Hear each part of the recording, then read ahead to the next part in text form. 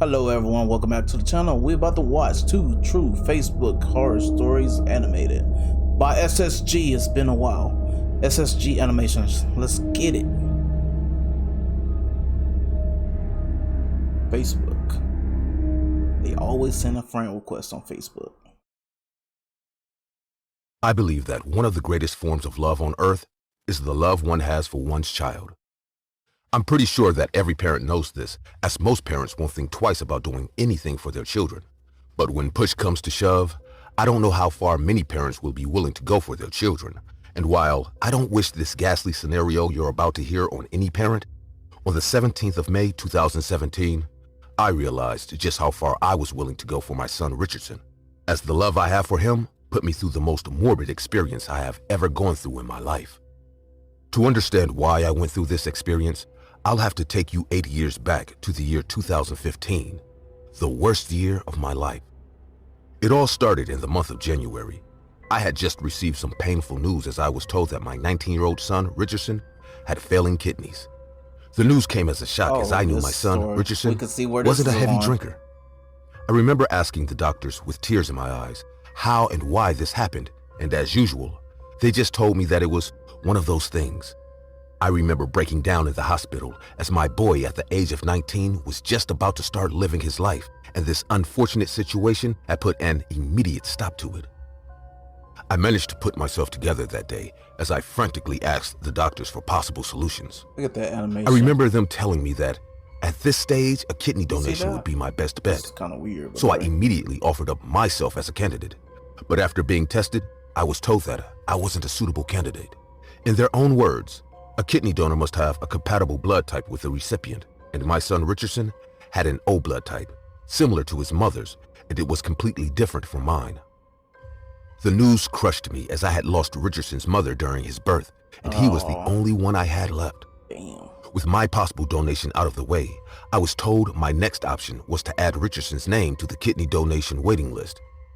And even if the doctors didn't tell me, I knew that was already a lost cause, as most people wait 5 to 7 years, and we didn't have that time. With no other viable options, my son started to go through endless kidney dialysis sessions, and I had no other choice but to watch and hope that things would get better. The year 2015 soon came to an end, and it looked like there was no possible solution in sight. I remember taking matters into my own hands as I looked for solutions everywhere I could throughout 2016. I reached out to friends and extended family members. I called numerous other doctors and asked for second and third options, but at the end of it all my efforts were to no avail. I wasn't really a religious man at this point in my life, but I remember calling out to a higher power to help me in my time of need. And while I still didn't get a solution to help my dying son, strangely enough, just when I had lost all hope, the popular social media platform called Facebook would bring the solution I so desperately needed the very next year. Boy. I'm pretty sure everyone listening to this knows about the popular social media platform called Facebook. And since it was a massive social media tool, it was one of the many platforms I had used to get the word out there on my son's condition.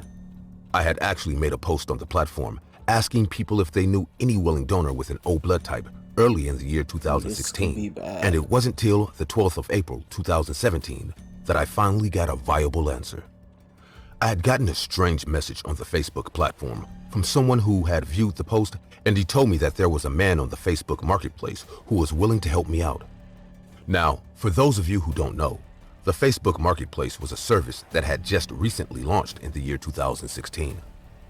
I remember being very confused as I wondered if this was a joke or if the person was actually being serious, but since it was my only feasible option, I went through with it. I eventually got in contact with the man on Facebook Marketplace, and his name was Mr. Ernie Green. After talking for a while, Ernie told me that he had type O blood and he was willing to donate.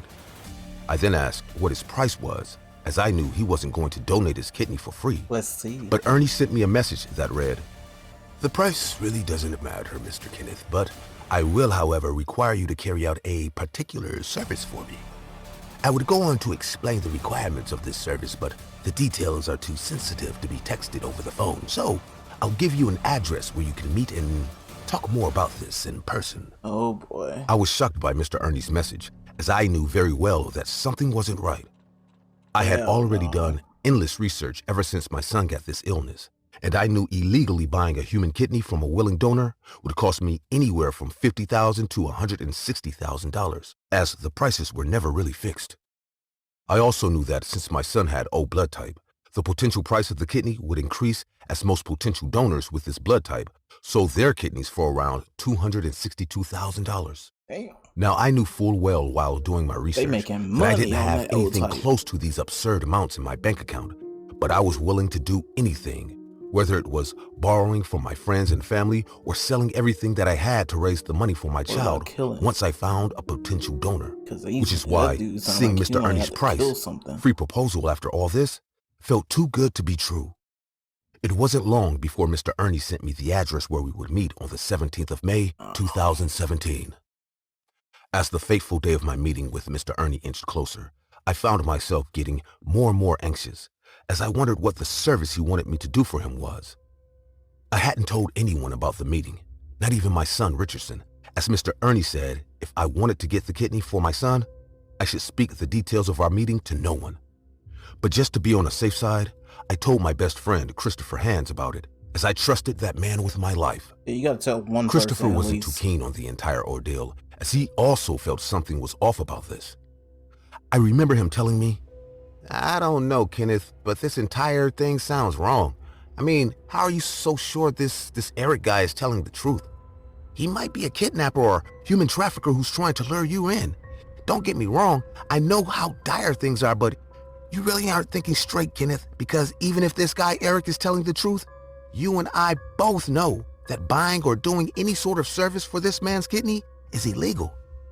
I knew everything Chris told me was the truth, but I also knew I had no choice, so I responded with, "You think I don't know that, Chris? I've probably thought about everything you just said numerous times before, but what choice do I have?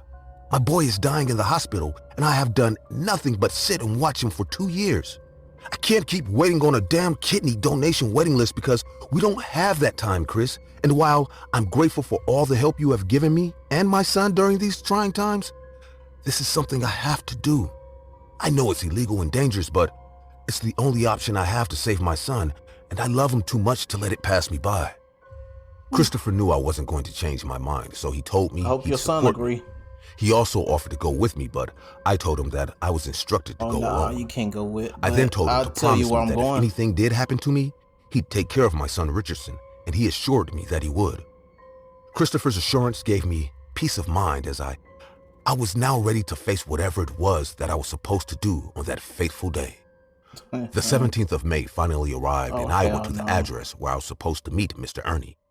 I was picked up by a couple of men, and I was driven to a warehouse-like building. I was then ushered into a room where I saw Mr. Ernie and 2 other hooded figures.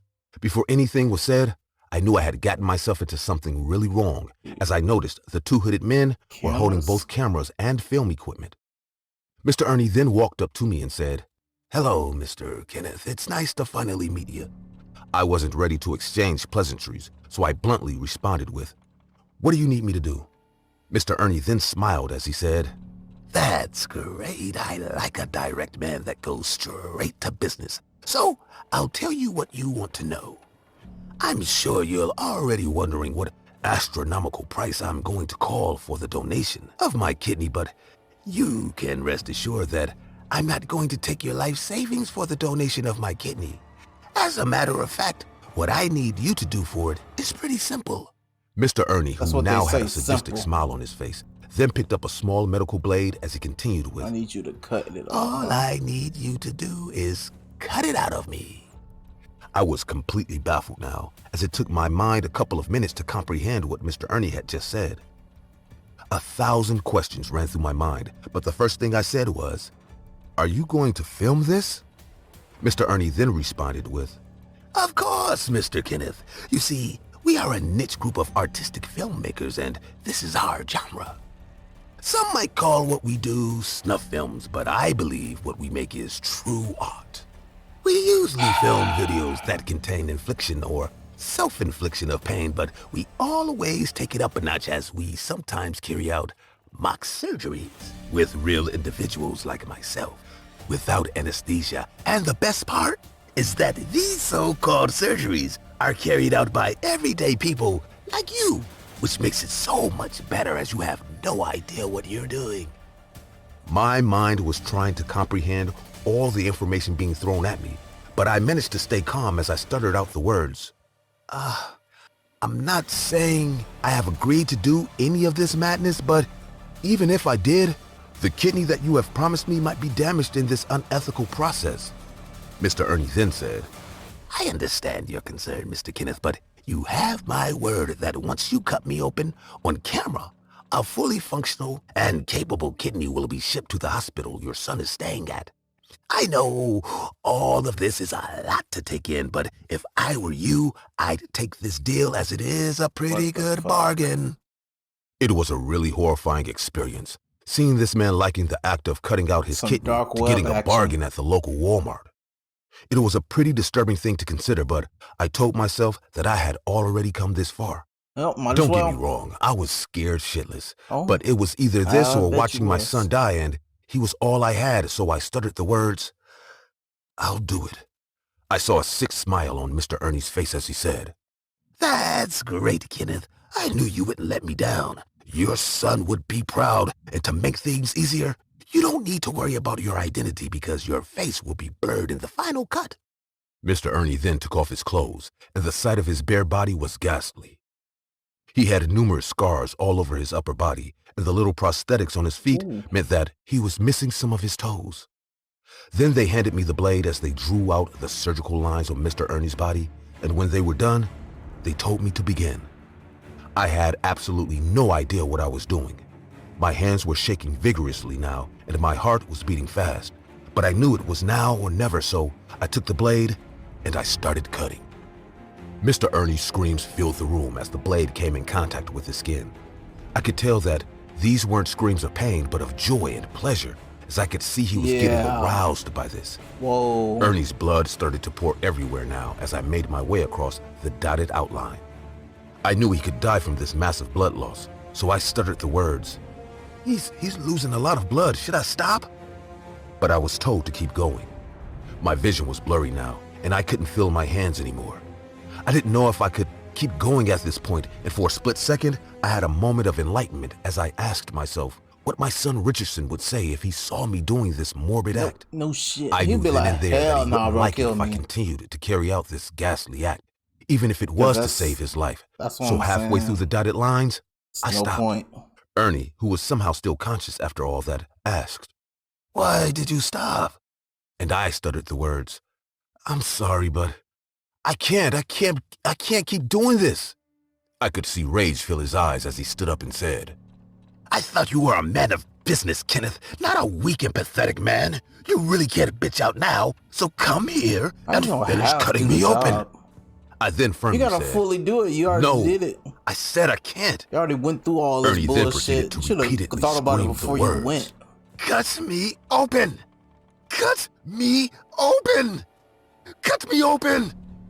His words reverberated through my very soul like die, a sick chant, but I wasn't going to agree. 3-on-1. Seeing I wasn't going to do what he wanted, Ernie then looked me dead in the eyes as he said, I really didn't want another one of our films to end like this. But since you have decided not to man up, I'll show you how to do it by cutting you open.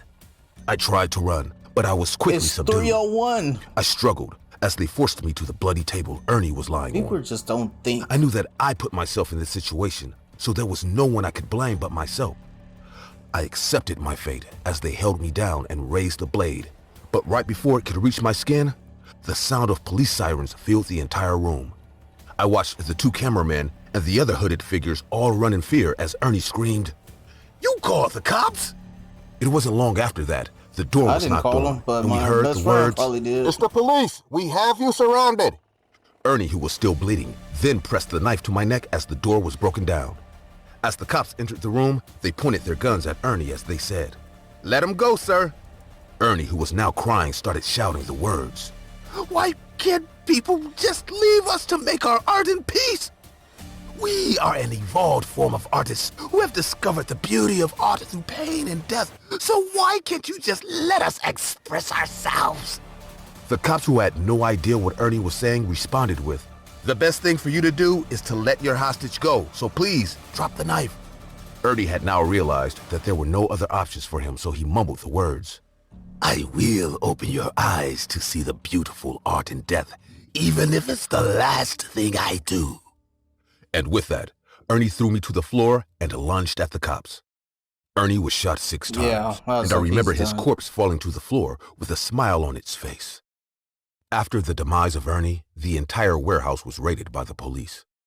Numerous hard drives filled with morbid snuff films containing scenes of brutal murders, self-amputations, ghastly mock surgeries without anesthesia, and aggressive self-harm were found and confiscated. It was also revealed that Ernie was an alias and that the man's real name was Ronald Duffer. He was a man that was formerly hospitalized after having numerous records of continuous self-harm. Apparently, he had managed to escape from where he was being kept, and he hadn't been found since. It was also revealed that he had been diagnosed with a rare form of extreme sexual sadism disorder that they called advanced voyeuristic sexual sadism, which was what led him to start making these snuff films and selling them for high prices to people who enjoyed the same sexual depravities. I'm pretty sure that I would have died that day, but the cops told me that they had received a call earlier from a man called Christopher Hands, and he told them that his friend was terrified and about to do something stupid at this address. So they rushed down to the scene. I cried after they told me that, as I thanked Christopher under my breath. After I had answered all their questions and the investigations were through, the cops let me go. I remember the first thing I did after that was to rush to the hospital and hug my son. I knew I had potentially lost the last opportunity I had to save my son. But I knew he wouldn't have wanted me to kill a man and become a murderer just to save his life. The doctors told us that with dialysis, the life expectancy is 5 to 10 years. But my son died on the 2nd of February, 2019. R.I.P., bro. These 4 years without him have been extremely hard, but I've learned to live with the pain. I sometimes beat myself up as I usually wonder if I should have just done what Ronald Duffer wanted me to do and cut him open. But then, I reminded myself that my son Richardson wouldn't have wanted that. On some days, I also wish I had spent more time with him during the time I wasted running around associating with psychopaths who made snuff films. I could go on and on about my regrets, but the one thing I don't regret was deleting the social media app called Facebook. Because while I thought it had given me the solution I was looking for, at the end of it all, it just gave me much more problems. I now know that many of the people behind the messages we receive on social media platforms aren't who we think they are. At all. I know for a fact that there are potentially thousands of people like Ronald Duffer still on the platform now. And any one of you hearing this could be talking to one of them. Every time, bro. Every day I get a Facebook friend request. Facebook has been around since the early 2000s. Anyone and everyone has gotten on Facebook to connect with loved ones or make new friends. There are groups you can join. Some families make bulletins to arrange reunions and other parties. This voice ain't it, but you can create events, invite people to those events, and they can RSVP to the event. Facebook has been good and convenient for many things, but in the last years, it's come out with its own dating network that is completely free to join. I'm Diana, and this is what made me delete my Facebook account. I'm about to delete this part of the I video had just with gotten this voice. through I a ain't gonna rough lie. breakup with a man I thought I was going to marry. It had been a couple of years, and I was just starting to get to know the new me.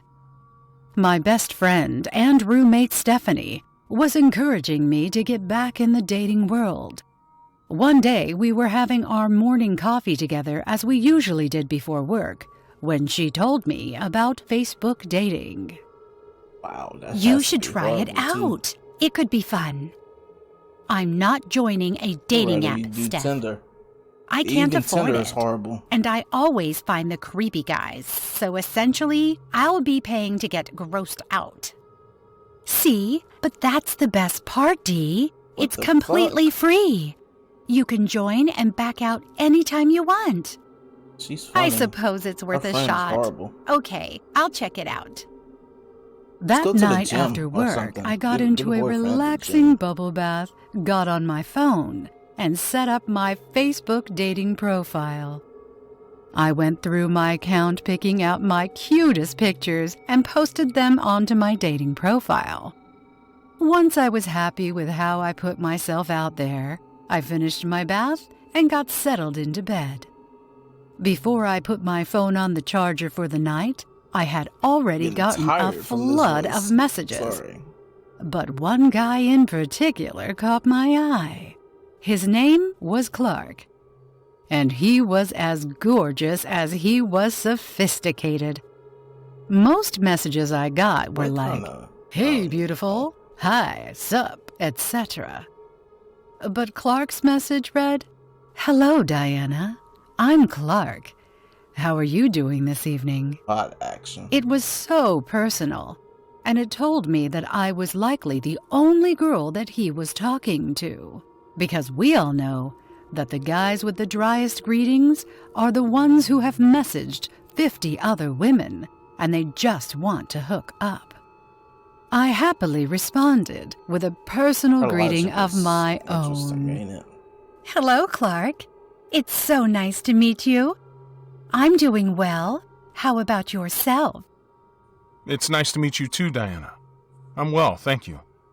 At the risk of being forward, and I know this is going to make me sound like any other guy on here, but we all know why we're here. And I want to say I think you are absolutely beautiful. His honesty was so refreshing, and it was charming me by the second. I wound up talking to him for hours before falling asleep. I woke up the next day with a smile on my face, and I told Stephanie all about him. For the next few days, he was all I could think about, and we chatted every single night. Damn, I learned a lot about him. He started his own company, and it took off really fast, so he was well-to-do. I doubted a lot of that stuff at first, but looking at his Facebook profile, I noticed that he was legitimate. He had all in the over same city. 1,000 friends, and his pictures easily got 300 likes and dozens of comments. I had no reason to doubt any of it. You could pay for I that, told you know him that, I right? worked at a burger joint part-time and was in school to be a nurse, which was all true. I wasn't only taken by his honesty and genuine interest. He wasn't pushing to hook up, but he really wanted to meet me. In fact, he was a bit pushy about meeting me, but he insisted it was because I was just so beautiful.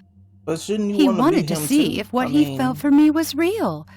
My broken heart fell for that. We agreed to go out to dinner and see the new romantic comedy that just came out. Stephanie was helping me get ready, and I had butterflies. "So, where's he taking you?" "That Italian restaurant that just opened by the theater." "He's well off. He pushed to meet you because he feels strong about you, and that's where he's taking you?" "I don't see a problem with it. He seems to really like me, and I like him. Why not meet?" "Doesn't his urgency seem like a red flag to you?" Wait, 3 days is urgent? No. I honestly thought it was, but I was too into him to be willing to admit that to myself.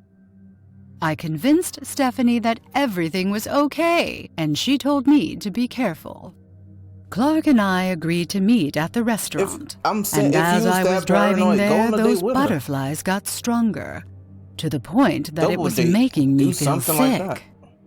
I pulled up to the restaurant and went inside. Yo, she just got a hint. I told the host I was meeting making Clark. herself sick with all that. This She got a man was hint. crusty, wrinkly, and he smiled at me with teeth so yellow he could spit butter. I sat down in front of him, shit. and everything inside me was telling me to just walk out. But I didn't want to make a scene. I figured I could just get through this dinner and be gone. I offered a friendly smile and spoke to him. "Hi, Clark." He let out a hissing giggle and shook his head. Actually, it's Kevin. Oh, well, Kevin. I assumed you were Clark. I must have the wrong table. Nah, you got the right fucking He shot table. a death just glare don't at care. me, balled his hands into fists, and pounded on the table. You're not going anywhere, bitch. Wow. You wanted to meet me so bad? Well, here I am. Feeling a self-loathing amount of This is why you embarrassment, gotta have pepper I spray. stood up and went to leave. I went to go get in my car, but as I grabbed the handle, my hand began to tingle, and I felt very faint. I got into my car and called Stephanie. She told me that I was likely being sex trafficked and to go to the police, and she would meet me there. I was given medical attention, and Stephanie stayed with me while I reported the incident. It appeared that I was very lucky to have been so close to the police station. It turns out the man I was talking to, named Clark, was the one who spiked my doorknob with a drug. Kevin was a sex trafficker, and he was not working alone. Clark had many social media profiles, and a lot of the accounts he was friends with turned out to be bots to make him look trustworthy. Kevin was the man who would meet women, scare them off, and Clark would follow them and snatch them when the there's two drug different knocked people. them out. Interesting. I should have listened to my gut that something wasn't right. I encourage you all that if something feels wrong, it 100% is, and to listen to that. I was so freaked out by the incident Should've that I double-dated, though. deleted That's the my thing. Facebook account. Be careful, folks. That's the second Traffickers person are to delete, everywhere. Uninstall Facebook. Yo, no. What she should have did is double date. You don't just go. If you're gonna go meet that person within, I guess, a week. Apparently, 3 days is fast. If I'm talking to somebody and we got that type of vibe going, I don't mind like 2 days meeting you. It's a vibe, right? You good, right? I mean, I don't understand that part, but hey, we all are different. She could have went on a double date. Could have made it even better. Because if you go on a double date, there's a dude there that you know your friend has, and they're gonna be good, man. They're gonna be good. Man, her voice, bro. That second story. And it bored me out, bro. I was getting tired over here. Dang. Alright, well, that was my reaction. Oh, thank you, SSG, bro. It's been a while, bro. I haven't reacted to SSG in so many months. Man. Thank you guys for watching. I'm out. Peace. That was Todoroki. That's Todoroki from My Hero Academia. Man, y'all have a good day. Have a good day.